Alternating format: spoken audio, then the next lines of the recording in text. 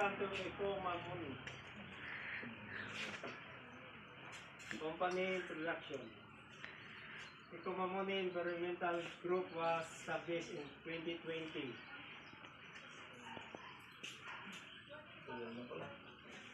Ecomamoni is an environmental group headquarters in the United States, was established in 2020 in April of the year.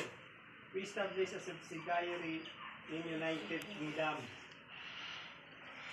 and acquired as a fully owned subsidiary in the future.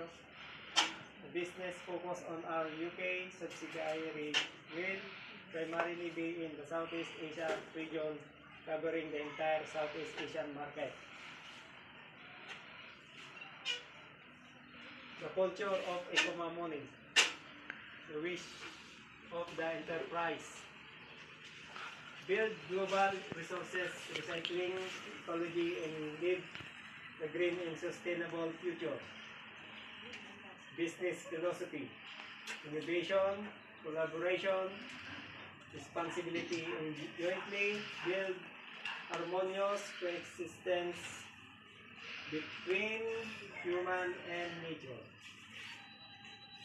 Third, principle of development: take environmental protection as a core and technology as a driving force to achieve dual economic and environmental values.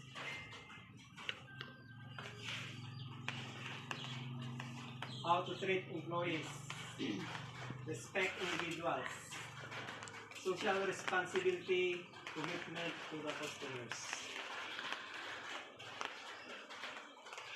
There are some statistics of Ecomamoni. 210,000 people are already in.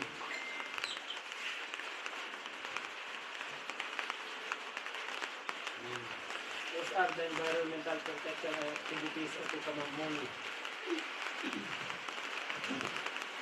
Traffic mechanism, sila yung pagkayan, yung paano kuminta.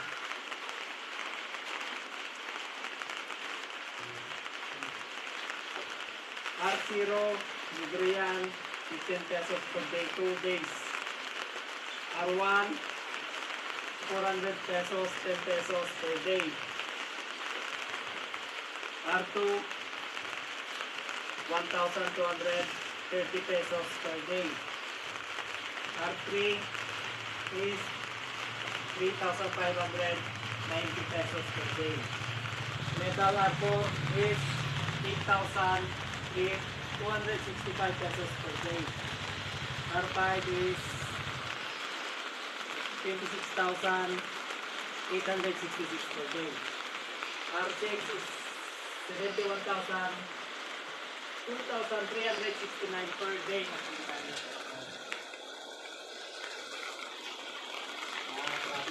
Tasking, 50 pesos per 15 days muna, 15 days pesos, 30 days, 150, 100 days, ay 60 days, 500, 100 days, 3,000, ay full 15, 1 year.